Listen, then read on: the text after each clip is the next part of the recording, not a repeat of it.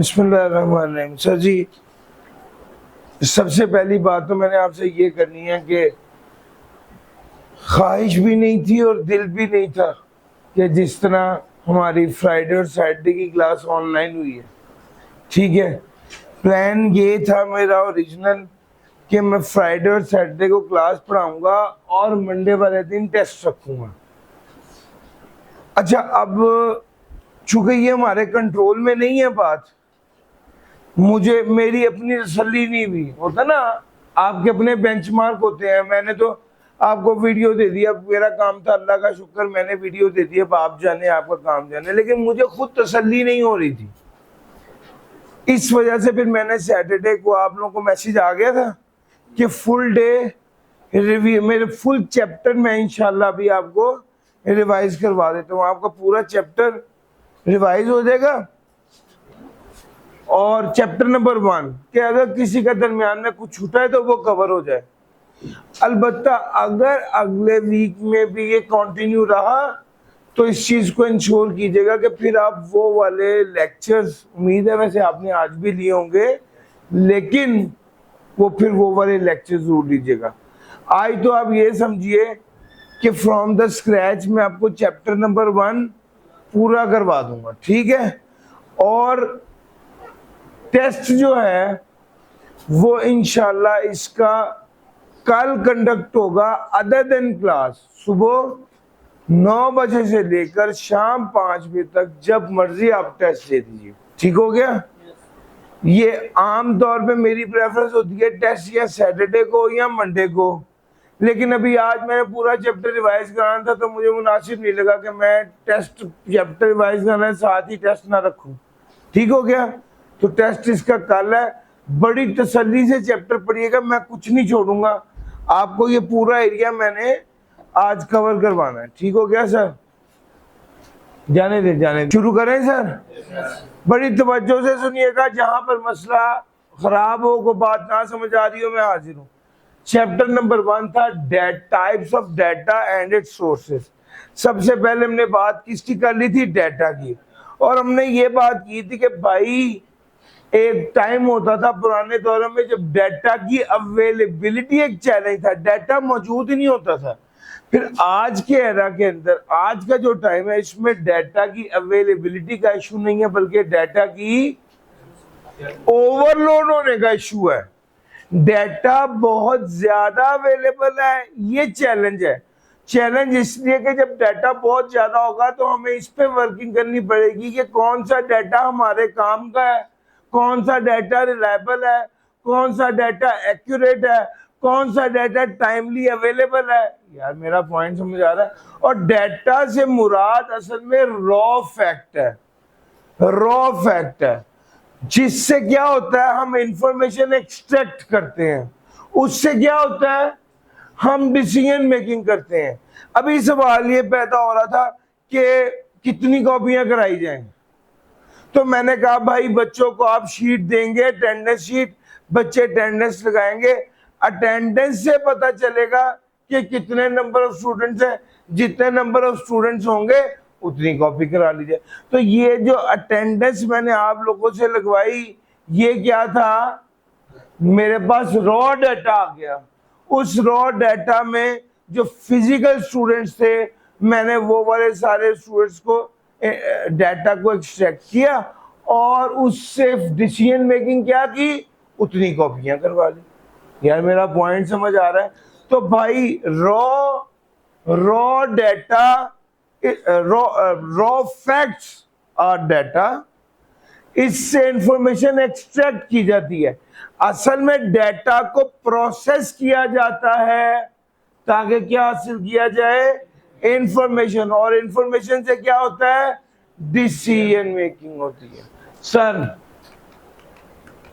Data numerical भी हो सकता है, टेक्स्ट भी हो सकता है, नंबर भी हो सकते हैं, और इसी डाटा को प्रोसेस किया जाता है ताकि यूजफुल इंसाइट जनरेट की जा सके, और इस बेस पर डिसीजन मेकिंग होती है। इसी डाटा से हम कस्टमर के बिहेवियर को भी देख लेते हैं। इसी डाटा से कस्टमर की बिहेवियर को अंडरस्टैंड कर सकते हैं और स्ट्रेटजीज डेवलप कर सकते हैं। ग्रुप बी में एक नया सब्जेक्ट आ रहा है। अब हम देख ये रहे हैं कि यार कौन सा नया टीचर या कौन सा टीचर इस नए सब्जेक्ट को पढ़ाए। अब ग्रुप ए में जितने टीचर्स मौजूद हैं उसकी बेस पर देखेंगे कि सबसे पॉपुलर टीचर कौन सा है जो बच्चे जिससे सेटिस्फाइड है। उस बेस पर डिसाइड करेंगे कि ग्रुप बी का वो सब्जेक्ट कौन पढ़ाए। यार मेरा पॉइंट समझ आ रहा है?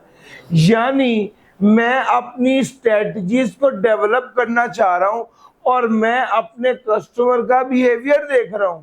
जब मुझे पता चल रहा है कि केएफसी वाले प्लान करें, हम एक नई प्रोडक्ट लॉन्च करें, तो वो सबसे पहले ये देखेंगे कि हमारी एग्जिस्टिंग मेन्यू में से कौन सी चीज सबसे ज्यादा बिकती है। और अगर उन्होंने नतीजा निकाला कि यार हमारा जिंगर ज्यादा बिकता है, तो आपको क्या लगता है केएफसी जिंगर टाइप की प्रोडक्ट लॉन्च करेगा या पिज्जा टाइप की प्रोडक्ट लॉन्च करेगा? Ginger type. जो चीज बिक रही है वही करेंगे ना सर। मेरा पॉइंट पिक हो रहा है? सर जी ये डेटा को इस्तेमाल करें आप। डेटा को इस्तेमाल, डेटा बड़े काम की चीज है। पुराने दौर में डेटा को कोई अहमियत नहीं देता था, लेकिन आज के दौर में डेटा बड़े काम की चीज है।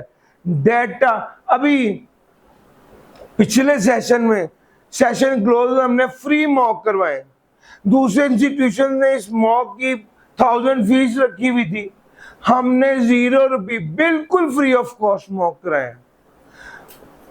अब एक तो इसका मकसद ये है कि यार हम स्टूडेंट की सपोर्ट कर सकें, लेकिन आप देखें ना जो मॉक हुआ है उसको चेक करने के लिए पर पेपर हमने चार्जेस पे किए हैं जिन्होंने मार्क किया उसको।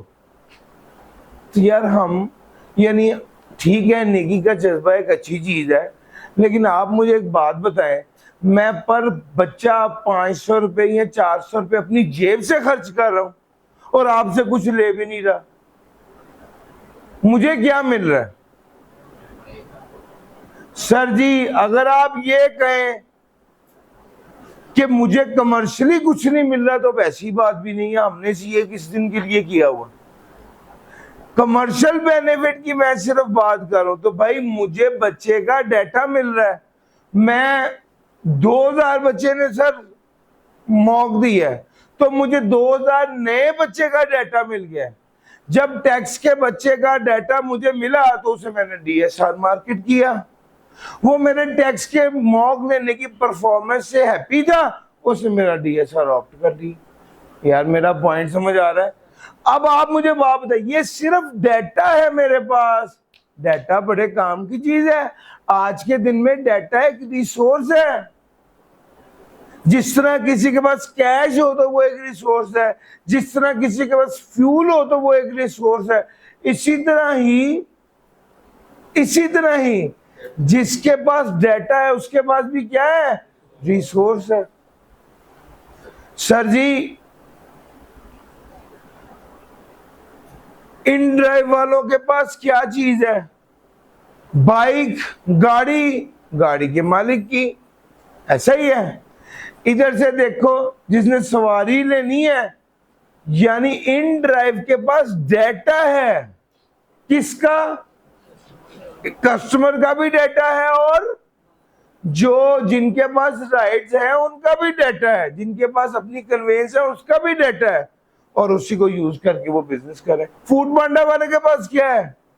और सर ये डाटा बेस्ड ऑर्गेनाइजेशन है, जो खाना बनाकर बेच रहे हैं रेस्टोरेंट, उनका भी डाटा है, और जो खरीदना चाहते हैं उन्होंने भी ऐप इंस्टॉल किए, वो वहां से कर लेते। यार मेरा पॉइंट समझ आ रहा है? सर ये डाटा की पावर है। आप देखें ना डाटा कितना पावरफुल हो गया कि जिसका अपना रेस्टोरेंट है वो फूड पांडा वाले का मोहताज है कि उसके जरिए चीजें बेच रहे हैं। मेरा पॉइंट समझ आ रहा है?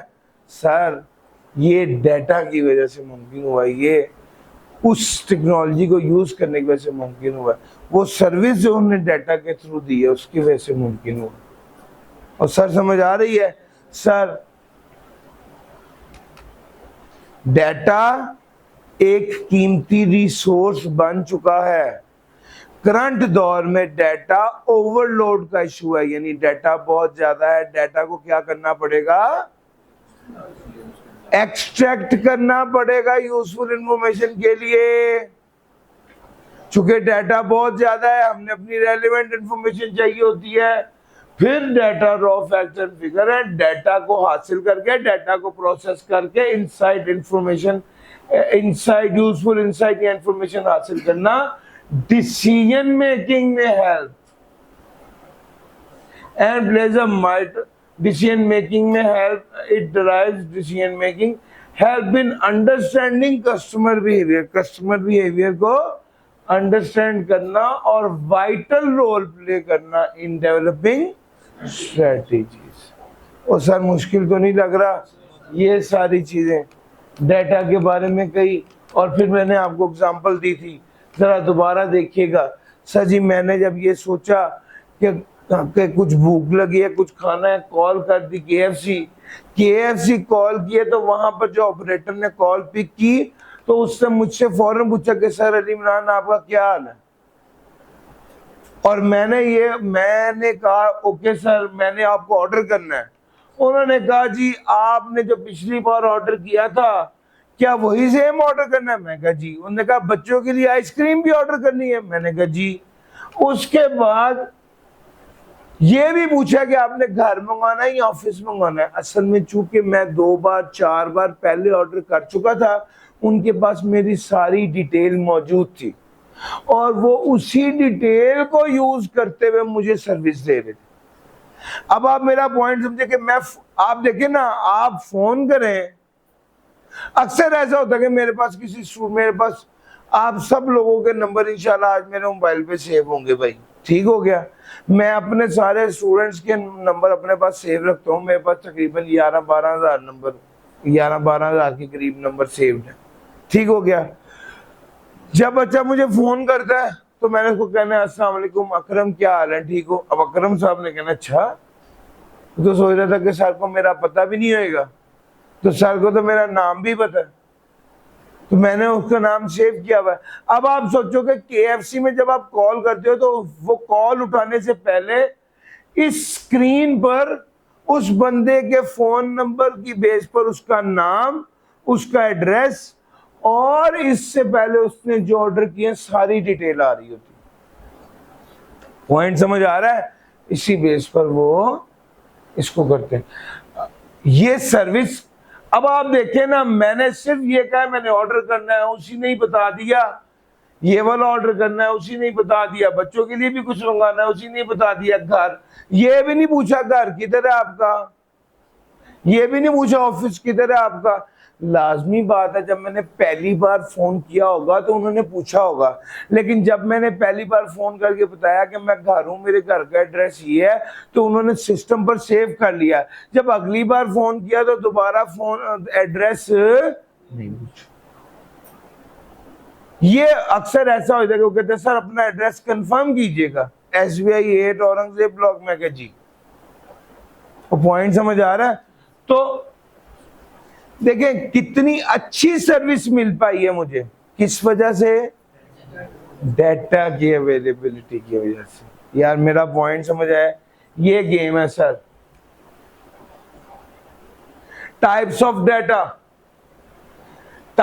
डाटा, एक क्वालिटेटिव और एक क्वांटिटेटिव। Quantity amount, number. और सर समझ आ रहा है? क्वांटिटी से आपके ध्यान में फौरन आना चाहिए कि ये न्यूमेरिकल डाटा होगा, इसमें नंबर्स होंगे, ठीक हो गया। और जब क्वांटिटी की बात आ गई तो इसमें दो है, डिस्क्रीट और कॉन्टिन्यूस। कॉन्टिन्यूस वो होता है जो चलता रहता है, रुकता नहीं है। 1, 1.1, 1.2, 1.3, 1.4 ये कॉन्टिन्यूस डाटा है, जो कि फ्रैक्शन में हो सकता है, जो कि डेसिमल्स में हो सकता है। और डिस्क्रीट डाटा वो होता है जो फ्रैक्शन में नहीं होता, वो होल नंबर होता है, या 0 होगा या 1 होगा या 2 होगा या 3 होगा या 4 होगा। मेरा पॉइंट समझ गए? तो क्वांटिटेटिव डाटा से मुराद है क्वांटिटी, नंबर कॉन्टिन्यूस से मुराद है डेसिमल में, फ्रैक्शन में हो सकता है। डिस्क्रीट से मुराद है डेसिमल में नहीं होगा, क्या होगा, होल नंबर होगा। क्वालिटी, क्वालिटी क्या होती है,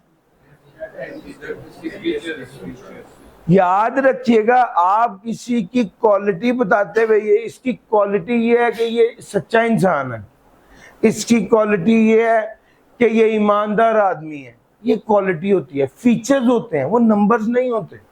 इसकी क्वालिटी ये है कि ये 28 साल का है, 28 साल का होना तो कोई क्वालिटी नहीं है। और मेरा पॉइंट समझ आ रहा है?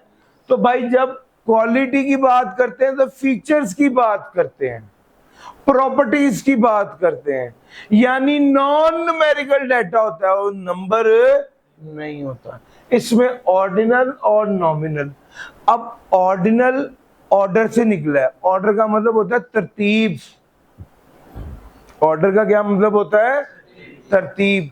अगर वो आपसे पूछे आप सर के लेक्चर से सेटिस्फाइड हैं या सेटिस्फाइड नहीं है, सर जी पेन दीजिएगा मुझे, इसका पेन किधर है, ये पड़ा हुआ है सर जी।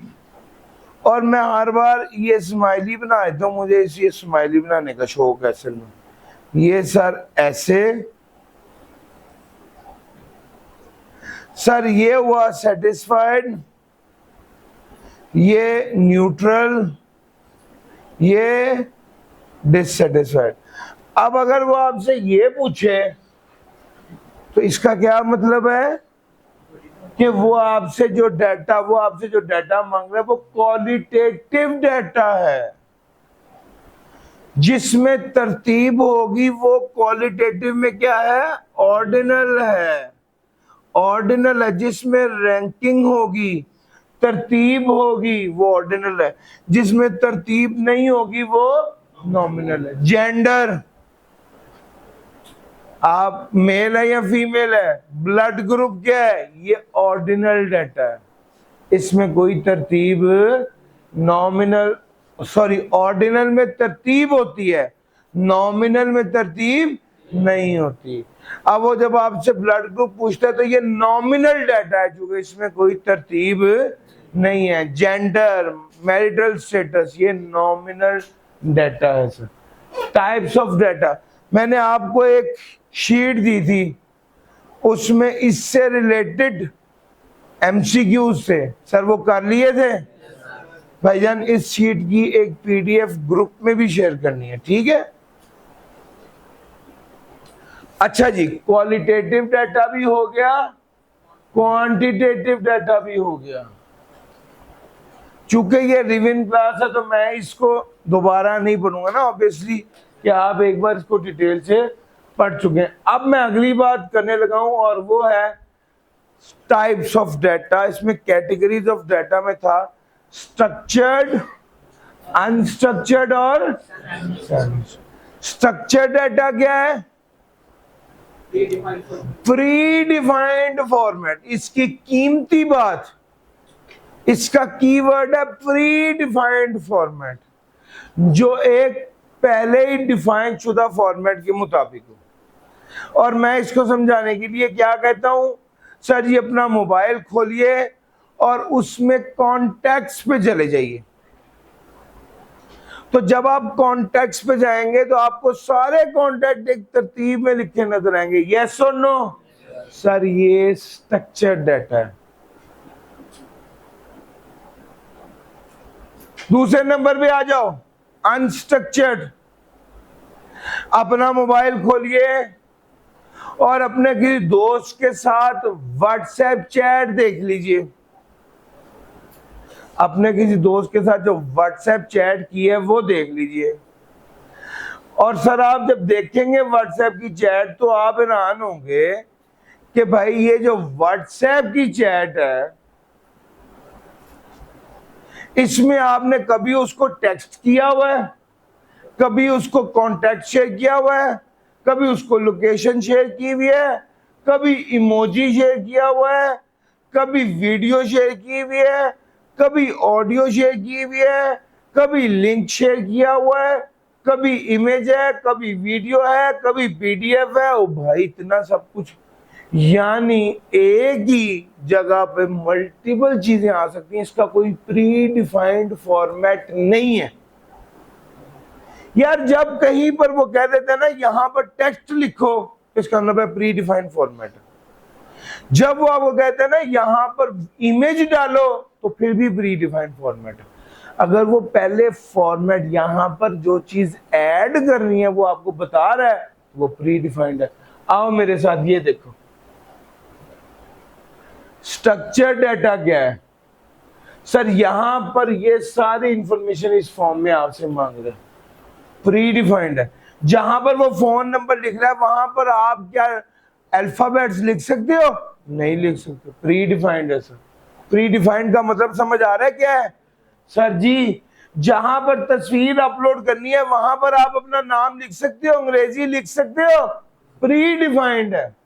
प्री डिफाइंड का मतलब ही ये है, ये जितने भी फॉर्म्स आप फिल करते हैं, आपने एसबीआई में उन्होंने आपने एडमिशन दाखिले के लिए उन्होंने आपको एक फॉर्म दिया है, वो आपने फिल किया है। उन्होंने जब आपसे फोन नंबर मांगा तो उस फोन नंबर में आप अंग्रेजी नहीं लिख सकते थे, प्री डिफाइंड था।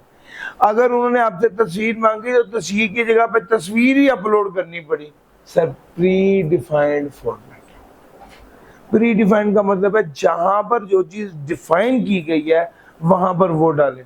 अच्छा, लेकिन व्हाट्सएप की चैट में अब आप मैसेज भी कर सकते हैं, टेक्स्ट भी, वीडियो भी, लिंक भी, तस्वीर भी, इमेज भी, वीडियो भी, पीडीएफ भी। यार मेरा पॉइंट समझ आ रहा है? इसका मतलब है प्री डिफाइंड फॉर्मेट नहीं, तो वो अनस्ट्रक्चर्ड हो गया।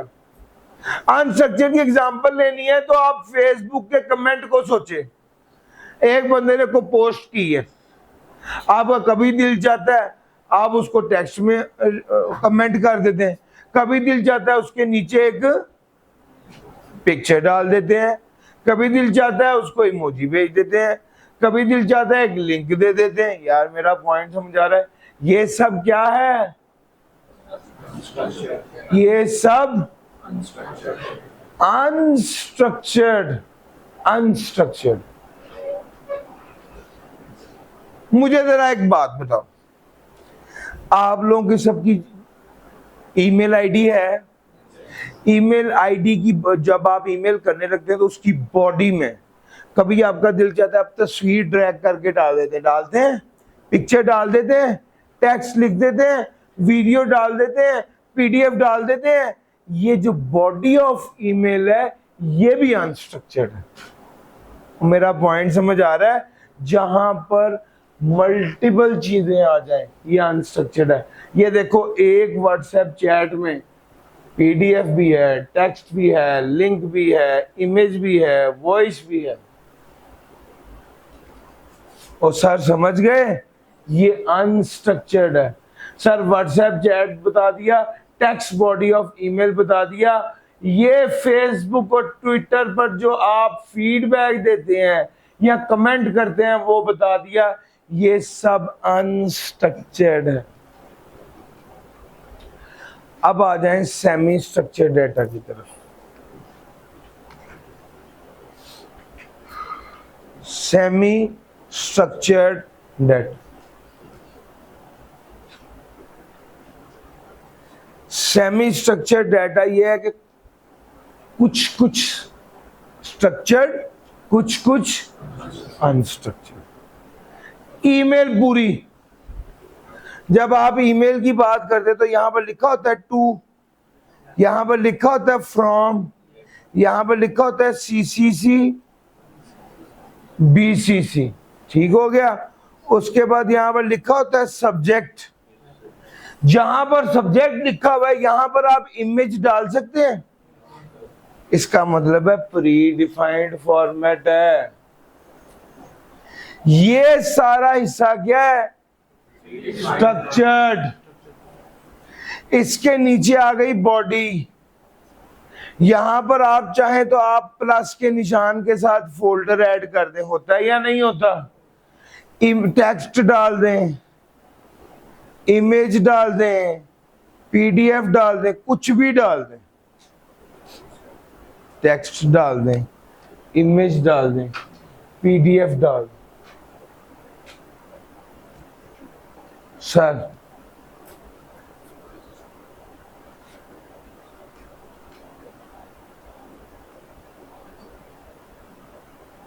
ये ओवरऑल क्या हो गया? अब मैं ओवरऑल ईमेल की बात करूं, ये जो जीमेल है ये स्ट्रक्चर्ड पार्ट भी और अनस्ट्रक्चर्ड पार्ट भी, तो इसे सेमी स्ट्रक्चर्ड कहेंगे। इसे क्या कहेंगे? सेमी स्ट्रक्चर्ड कहेंगे। मेडिकल प्रोफाइल किसी बंदे की, सर जी ये जरा सोशल मीडिया की प्रोफाइल देखिएगा, ये जो सारी चीजें लिखी हुई हैं ये स्ट्रक्चर्ड है। ये पोस्ट है, ये अनस्ट्रक्चर्ड है। यार इधर इस इमेज की बजाय क्या आ सकता था? टेक्स्ट भी आ सकता था, इमेज भी आ सकता है। तो जो पोस्ट वाली जगह है वो अनस्ट्रक्चर्ड है, लेकिन जो प्रोफाइल है ये स्ट्रक्चर्ड है। तो जब हम इसको ओवरऑल देखते हैं तो ये क्या हो गया? सेमी स्ट्रक्चर्ड हो गया। सर मेडिकल प्रोफाइल में क्या होता है? मरीज का नाम, मरीज का एड्रेस, मरीज की हिस्ट्री।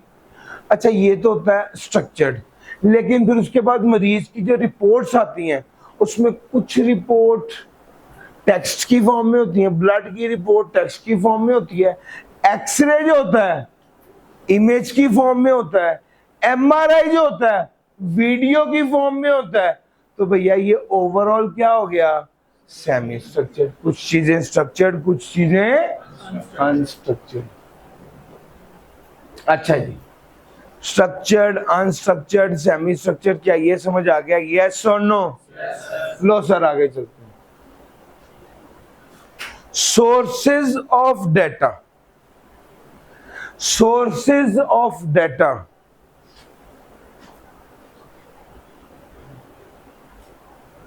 सोर्स कहते हैं जरिए को, डेटा हासिल कहां से हो रहा है,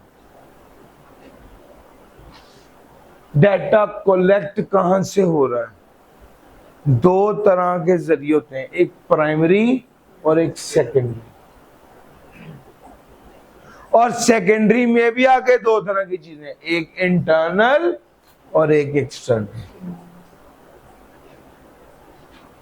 सर प्राइमरी और सेकेंडरी में क्या फर्क है? ध्यान से सुनना।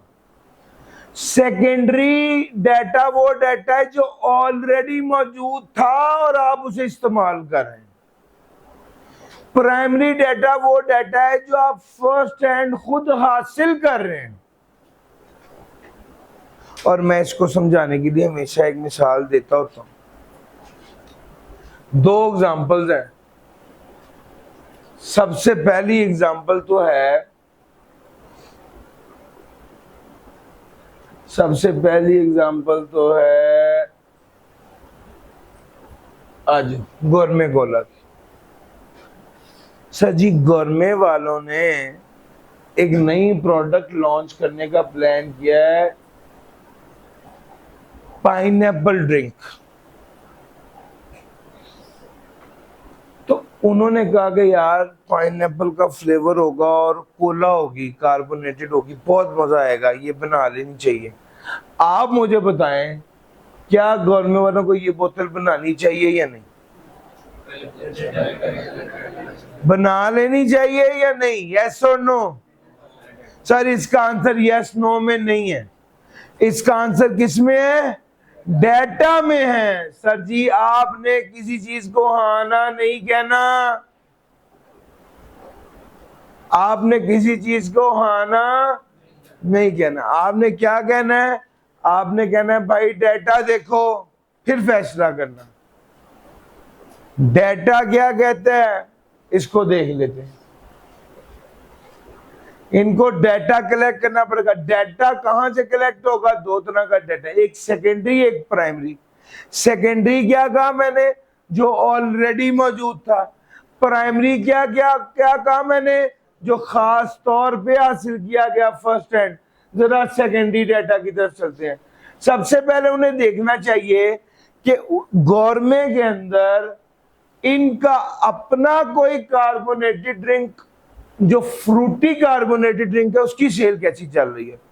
फॉर एग्जांपल इनका स्ट्रॉबेरी का ड्रिंक है, या इनका लेमन का ड्रिंक है, या इनका कोई और पीच का ड्रिंक है, वो फ्रूट वाले जो कार्बोनेटेड ड्रिंक है उनकी सेल कैसी चल रही है।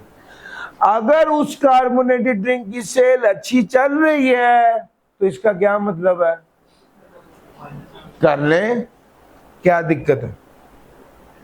और सर मेरा पॉइंट समझ आया, उसका मतलब है कि ये एक अच्छी कंसिडरेबल बात है। दूसरा ये देखें कि data of sale of brand.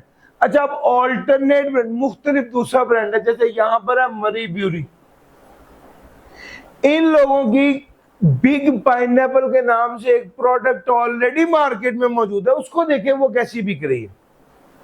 यार मेरा पॉइंट समझ आ रहा है, बजाय इसके कि खुद प्रोडक्ट बना के जलील हो, किसी दूसरे को देख लें, अगर उनकी प्रोडक्ट अच्छी बिक रही तो बनाए, नहीं अच्छी बिक रही तो ना बनाए। और पॉइंट समझ आ रहा है यहां से। सर गवर्नमेंट देखें लॉज एंड रेगुलेशन क्या है, क्या गवर्नमेंट ने पाइनएप्पल ड्रिंक पर कोई पाबंदी तो नहीं लगाई थी। बाज़ औक़ात ना कोई ऐसी आइटम्स होती हैं जिनका फ्लेवर डेवलप करने के लिए कुछ ऐसा कंटेंट डालना पड़ता है जो लाल नहीं होता, वो बंदा उसको शुरू कर देता है और फिर दरमियान में जो है वो प्रॉब्लम आ जाती है, आपकी सारा कुछ जाया होता है, मार्केटिंग प्रोडक्शन का सब कुछ। तो सर ये देखें, लॉज एंड रेगुलेशन देख लें। अगर आप मुसलमान हैं तो आप ये भी जरूर देखेंगे कि ये आइटम हलाल है या हराम है, अल्लाह के हुक्म के मुताबिक हमने चलना है या नहीं चलना। ठीक हो गया। खैर यहाँ पे हम चूंकि बिल्कुल बिजनेस की बात कर रहे हैं तो ये दो आइटम देख लें। फिर आप एक सैंपल ड्रिंक बनाएं, उसको बना के आपने अक्सर देखा है लोगों को फ्री पिला रहे होते हैं। आजकल एक ड्रिंक आई हुई रिवाइव, देखी है सर, फ्री जगह जगह उन्होंने वो क्या कहते हैं वो लगाया हुआ है, क्या कहते हैं उनका ट्रक होता है, वो लोग स्टॉल, वो लोगों को फ्री पिला रहे थे, आपकी मेहरबानी पी लो। वो चक्कर क्या है, वो बेसिकली वो आपसे आपको वाले ड्रिंक पिला देते हैं, फिर उसके बाद आपसे कमेंट देते हैं जी बताएं कैसी लगी आपको। अगर आप कहेंगे कि बहुत अच्छी लगी तो वो उसकी वीडियो बना के सोशल मीडिया पे पोस्ट कर देंगे, अगर आप कहेंगे नहीं अच्छी लगी तो वो उसको डिलीट कर देंगे। समझ आ रहा है। बहरहाल अपने मकसद के लिए अभी ये तो ब्रांड लॉन्च हो गया और उन्होंने कर लिया, लेकिन अभी आप प्लान करें कि हमने पाइनएप्पल ड्रिंक बनानी है या नहीं बनानी, तो वो पहले सर्वे कर लें। देखिए सर जी, सिर्फ एक फैक्टर नहीं होता आपके दिन में, तो सिर्फ फ्लेवर है। आप मुझे बताएं क्या पैकिंग मैटर करती है, क्या प्रोडक्ट का कलर मैटर करता है? यस, पैकिंग भी मैटर करती है, प्रोडक्ट का कलर भी मैटर करता है, प्रोडक्ट का डिस्प्ले, प्रोडक्ट की मार्केटिंग, ये सारी चीजें मैटर करती हैं। सर टेस्ट कैसा है, कितने लोगों ने उसको एंजॉय किया, कौन सी इंप्रूवमेंट है जो सजेस्ट करते हैं। सर ये सारी इंफॉर्मेशन हासिल करने के बाद प्रोडक्शन स्टार्ट करें और फिर पैसा आपने कमाना। और यार मेरा पॉइंट समझ आ रहा है।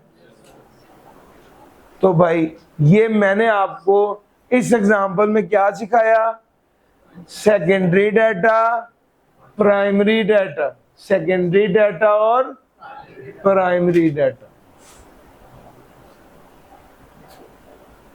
अच्छा जी, आगे चलूं सर। सर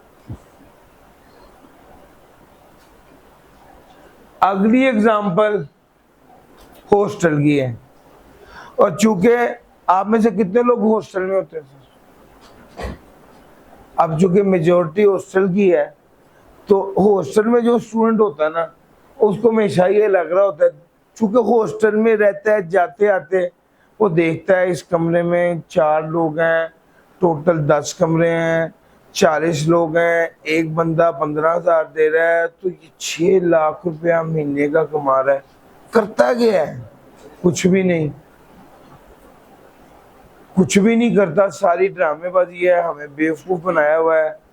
वो हमें जो थोड़े से, इससे भी एक, तो इतना तो सब भी सोचते हैं, कुछ थोड़े इससे ज्यादा समझदार होते हैं, वो सोचते हैं अपने 4-5 दोस्तों को मिलाया, कहते हैं कि यार 15-15 हज़ार, हम 60,000 रुपये मेरे को घर ना ले लें किराए पे, बेहतरीन सुकून से रहें। इसने मुझे जलील भी किया हुआ है। कल देखा था क्या खाना था, मुझसे तो नहीं खाया गया, मैं 22 जगह खाना खा के आया। कोई होता है या नहीं होता? तो वो आसपास के लोग थोड़े थोड़े जमा करने लग जाते कि यार हम इसके बाद रहते ही नहीं है, ये हॉस्टल जो है वो हमें समझ नहीं आ रहा। और हर बंदे को लगता है कि यार मैं सीए कर रहा हूँ, अल्लाह ये सीए ही करने आया हूँ मैं, लेकिन ये बात समझ आ गई कि हॉस्टल के बिजनेस में बड़ा पैसा है। सर क्या आपको हॉस्टल करना चाहिए? तो इसका जवाब है कि ये फैसला डाटा की बेस पे होना है। हूं हाँ ना कहना छड़ दो जिंदगी च। ये जो आप फौरी तौर पे कहते हैं ना हाँ, या फौरी तौर पे कहते हैं ना, इस जबान को थोड़ा तिथा दे। अब आपने हाँ ना नहीं कहना, अब आपने कहना है मुझे मालूमात दो, मालूमात दो। बात स्टैट्स के साथ होगी, ऐसे मैं कैसे कह दूंगा? सर समझ आ रही है? आपको क्या मालूमात चाहिए? आए सर मालूमात आपको देते। 3 करोड़ का प्रोजेक्ट है भाई, 3 करोड़ रुपए का प्रोजेक्ट है, 200 बच्चा आएगा, 15,000 पर बच्चा लेंगे, सिक्योरिटी का खर्चा 40,000 पर मंथ है, बिजली का बिल 2 लाख पर मंथ है, वाईफाई 20,000 पर मंथ है, मेंटेनेंस 40,000 पर मंथ है, आयरन प्रेस सर्विस जो फ्री है वो 50। पिछली बार ना पिछली क्लास में, पिछले सेशन में हम बैठ गए थे और वो बच्चे बड़े ही जज्बाती थे, कहते यूसुफ सर बहुत कमाते हैं। मैं कहा यार आज बैठ के साफ कर लेते हैं। मैं इधर कुर्सी रखी हुआ, मैंने इधर बोर्ड पर मार्कर पकड़ा, लिखना शुरू किया। मैंने कहा मुझे खर्चे बताओ। मैं कहा यार आप वो कितने में आप वो हॉस्टल ले लोगे?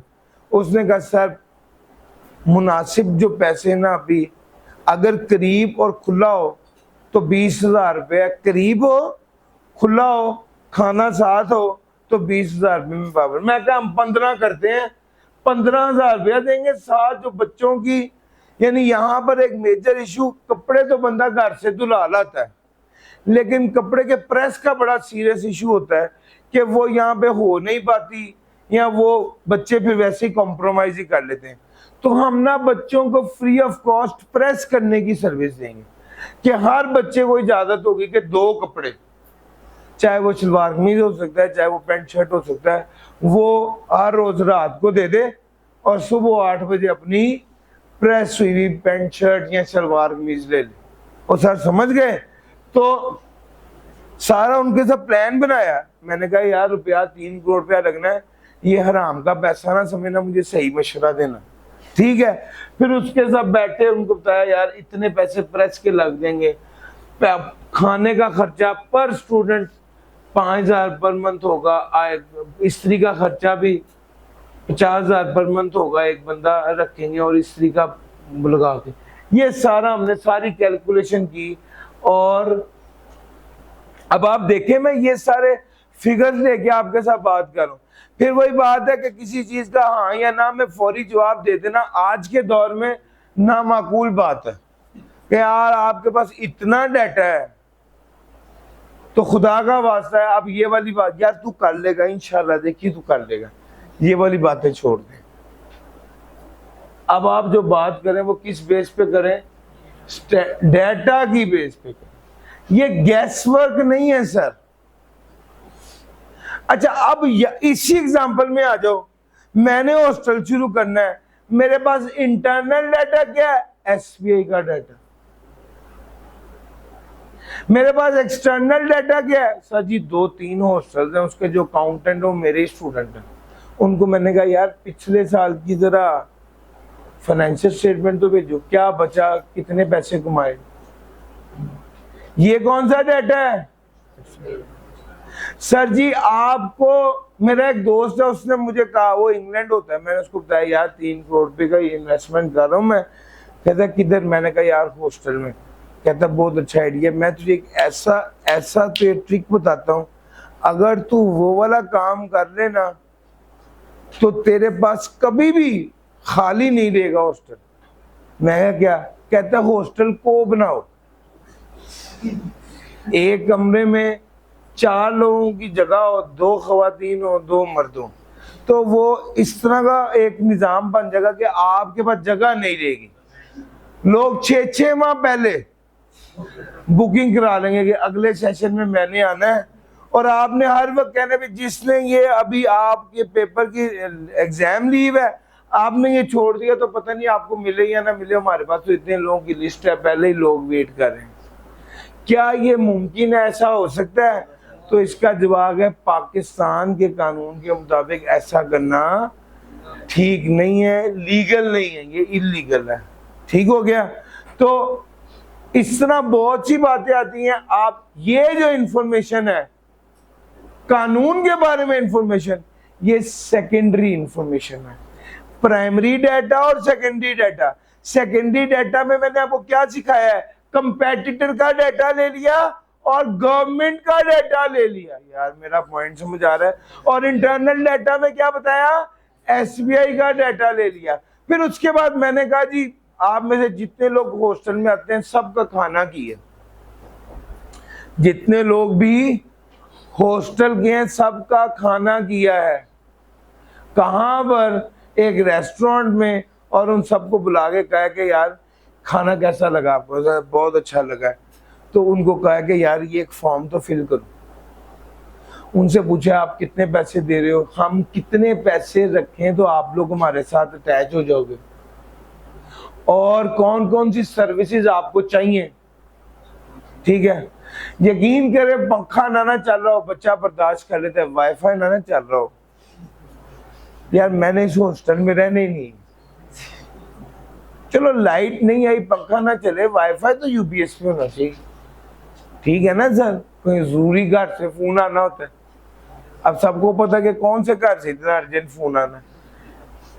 तो लो सर, यानी अब आपको अगली बात बताने लगा, ये डाटा सर जी हमने ये बात कर ली सर्विसेज, ये सारा डाटा इकट्ठा कर रहे हैं। प्राइमरी डाटा कौन सा है ये भी बात कर ली, सेकेंडरी डाटा कौन सा है ये भी बात कर ली। ये जो आपको खाना, आपके साथ खाना खिलाया और ये सारे फॉर्म फिल कराए, ये सारा डाटा प्राइमरी डाटा है। प्राइमरी डाटा वो डाटा होता है जो किसी खास मकसद से हासिल किया जाता है।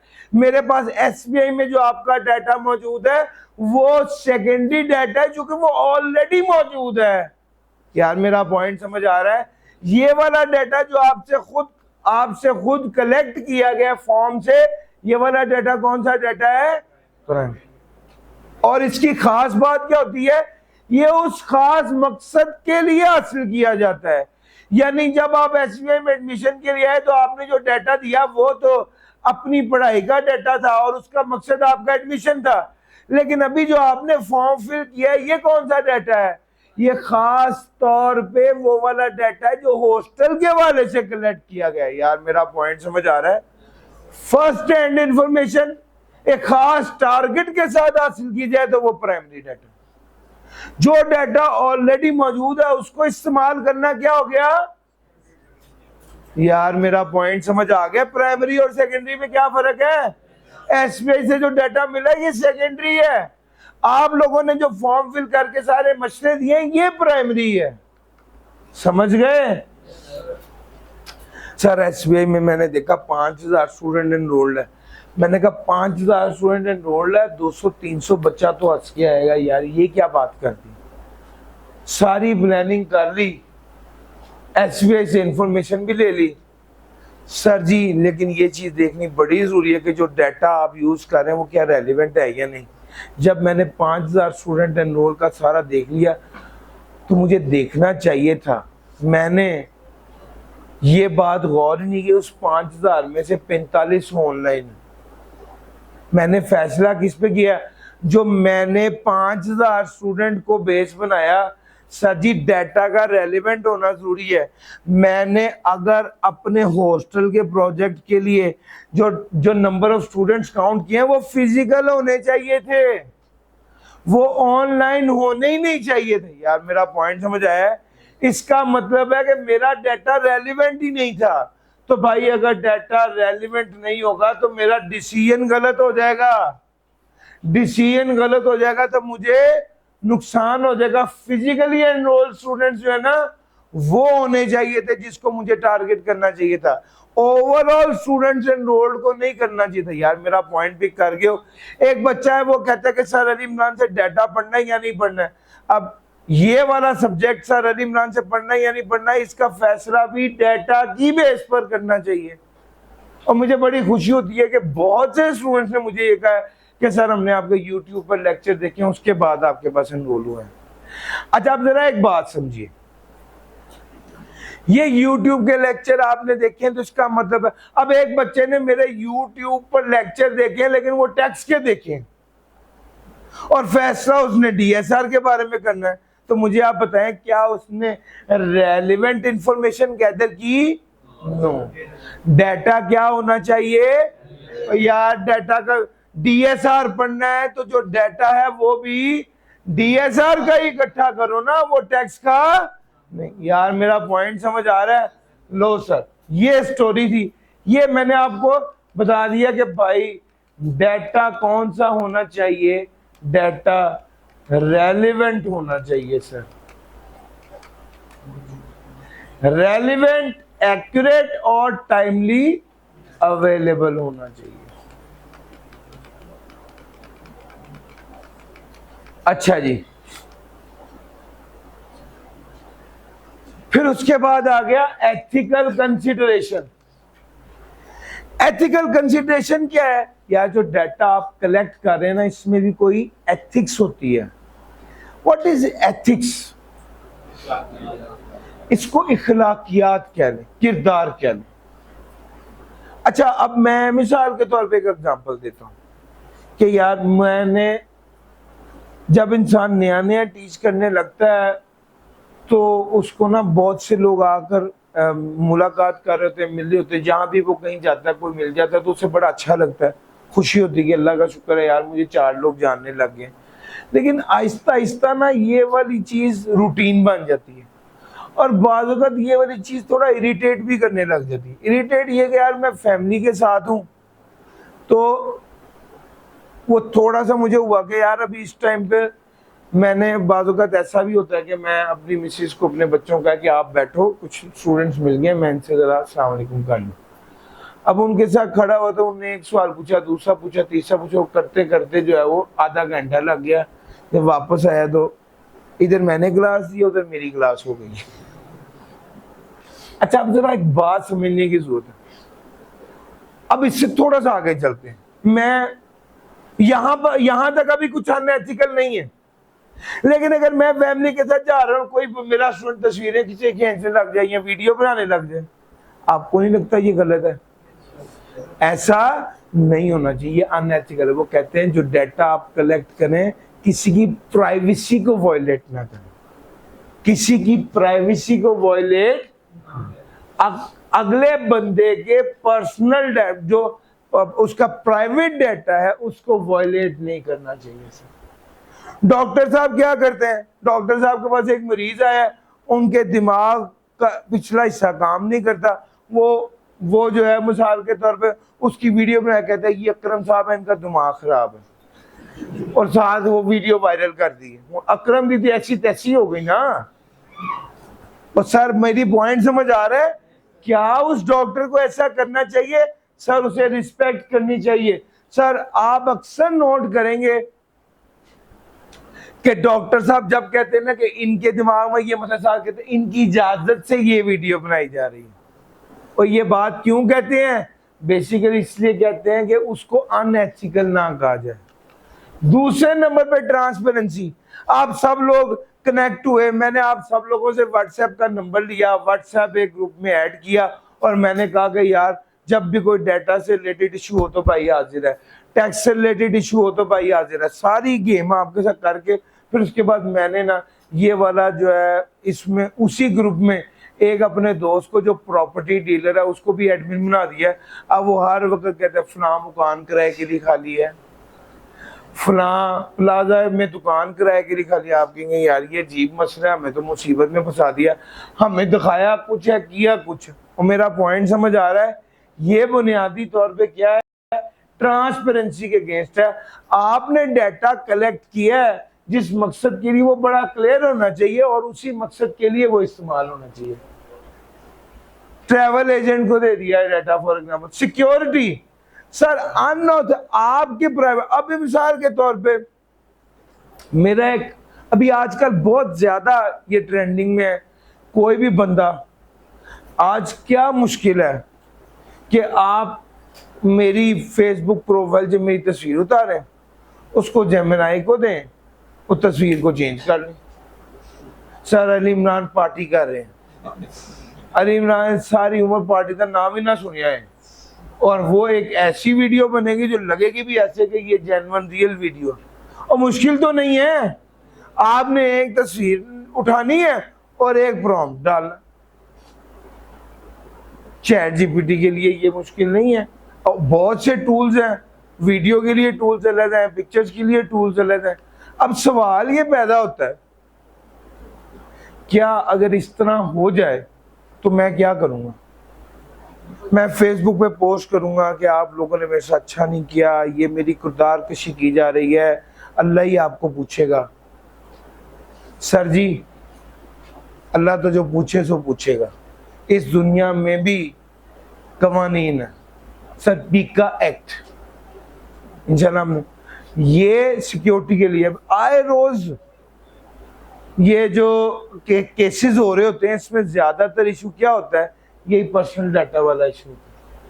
गर्ल्स ग्रुप डाटा सिक्योर्ड इन एसबीआई डाटा बेस। सर हमारे एसबीआई में बॉयज का ग्रुप अलग है, गर्ल्स का ग्रुप अलग है, ऐसा ही है ना? क्यों है सर? गर्ल्स का कॉन्टेक्ट इंफॉर्मेशन, गर्ल्स की जो है वो थोड़ा सेंसिटिव होता है, हम उस डाटा को अलहदा रखते हैं और बॉयज़ के डाटा को अलहदा रखते हैं ताकि वो भी कंफर्टेबल फील करें। बॉयज़ जो हैं वो तो अल्लाह का शुक्र है ठीक ही हैं। ठीक हो गया। अब हुआ क्या, मुझे एक बात याद आ गई। 2 बैच पहले ना हमारे पास एक स्टूडेंट आया, उसका नाम हो नूर। अब नूर ही सिर्फ नाम तो समझ नहीं है कि अब ये नूर जो है ये जेंडर में मेल है या फीमेल है। बाय चांस हमने सोचा, टीए ने जो है ना वो मुझसे पूछा भी नहीं और उसको फीमेल ग्रुप में ऐड कर दी।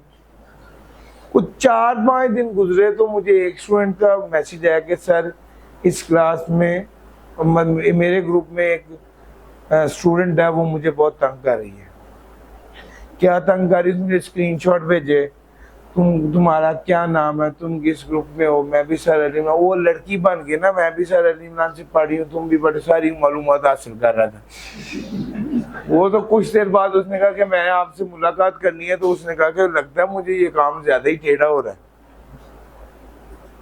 बहरहाल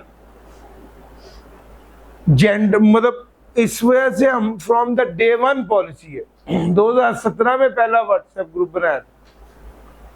पॉलिसी एक है, बॉयज का ग्रुप अलहदा, गर्ल्स का ग्रुप अलहदा।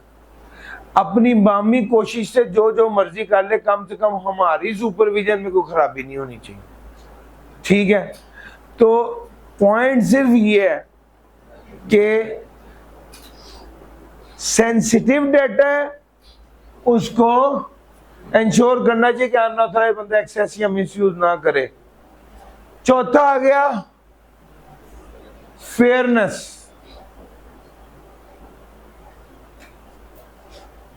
सर जी डाटा, इसकी एग्जांपल दिमाग में आई है, हाँ बाइस रिपोर्टिंग। पता है क्या, एक बंदा है वो कैमरा ले गया है और मुख्तलिफ लोगों से पूछ रहा है आपको क्या लगता है पंजाब में इस वक्त जो दौर चल रहा है सीएम का, ये बेहतर है या जो इमरान खान वाला दौर था वो बेहतर था, या ये नून लीग वाला दौर बेहतर है? 12 में से 10 लोग कहते हैं कि नून लीग वाला दौर बेहतर चल रहा है, इधर ज्यादा बेहतर काम हुए हैं, ज्यादा बेहतर सफाई हुई है, ज्यादा बेहतर सिस्टम बना है, आपका इंफ्रास्ट्रक्चर डेवलप हुआ है, सारी चीजें। मतलब मुझे, मैं सियासत, I am not into politics at all. मैं तो वो बता रहा हूँ जो मुझे नजर आ रहा है ना सामने। आपको डेवलपमेंट नजर आ रही है, आपको कुछ चीजें नजर आ रही हैं। अच्छा लेकिन वो साहब पीटीआई वाले थे जो रिपोर्ट कर रहे थे, उन्होंने 12 बंदों से इंटरव्यू लिया, 2 ने कहा कि नहीं पीटीआई की तो क्या ही बात थी, पीटीआई जैसा कोई 2 नहीं। उन्होंने उसी 2 बंदों के इंटरव्यू को काटा और वही 2 बंदों का इंटरव्यू जो है वो फेसबुक पे डाल दिया कि लोगों के दिल आज भी पीटीआई के साथ। ये बाइस्ड रिपोर्टिंग है, ये बाइस्ड है। और 10 बंदे जो नून लीग कह रहे हैं वो सारा काट दिए। मेरा पॉइंट समझ आ रहा है सर? ये एथिक्स के खिलाफ है सर। पाकिस्तान में अच्छा एक तरफ एथिक्स होती है कि यार इखलाकी तौर पे कैसा होना चाहिए, दूसरी तरफ फिर कानून आ जाता है, डाटा प्रोटेक्शन लॉज है, पीका एक्ट है, अनऑथोराइज्ड एक्सेस नहीं कर सकते, नेशनल साइबर सिक्योरिटी पॉलिसी है पूरी के किस तरह से आपने डाटा का इंफ्रास्ट्रक्चर, डिजिटल इंफ्रास्ट्रक्चर कैसा होना चाहिए, फिर इलेक्ट्रॉनिक ट्रांजैक्शंस के हवाले से एक पूरा कानून है ईटीओ 2002 जो कहता है कि आपने इलेक्ट्रॉनिक ट्रांजैक्शन किस तरह करनी है, ये ई बैंकिंग है, जैज कैश, इजी पैसा वगैरह, इसके हवाले से भी पूरा कानून है सर। ये एथिकल कंसिडरेशन था। मैंने एक बार जरा देखिए चैप्टर को घुमा के कोई चीज रह तो नहीं कि आप में से कितने लोगों के पास नोट्स नहीं है, जरा हाथ खड़ा कीजिएगा। सर जी 1 मिनट ये देख लीजिए भाई, ये सब लोग हैं, आप लोग इन भाई से नोट्स लेके जाइए, जल्दी से आप नोट्स इनको दे दीजिए। डन है सर जी? डन सर जी। आपने इन भाई से नोट्स ले लेने, अभी नोट्स लेते हुए जाइए। चैप्टर नंबर 1 में कुछ रह तो नहीं गया, जरा मुझे बता दो। सब कुछ क्लियर हो गया यार? टारगेट ये है कि कल मैंने चैप्टर 3 शुरू कराना है, और जब मैं चैप्टर 3 पढ़ा रहा हूं तो कोई ऐसा बच्चा ना हो जो ये कहे कि सर चैप्टर 1 का फलां चीज मुझे नहीं आती। अलबत्ता कल के दिन टेस्ट है भाईजान, सुबह 9 से 5। जब आप अवेलेबल हो टेस्ट जरूर दीजिए, टेस्ट से जरा पता चलेगा। आप आज मैंने आपको 1 घंटे में पूरा चैप्टर पढ़ा दिया, यकीन माने ये मैक्सिमम 1.5 से 2 घंटे में तैयार हो जाएगा। कल टेस्ट देके इसको साइड पे करें और स्टेप बाय स्टेप अब आगे निकलते हैं। डन है सर जी? कल हमने चैप्टर नंबर 3 करना है क्लास में। आज के लिए इतना ही था। थैंक यू जी, अल्लाह हाफिज।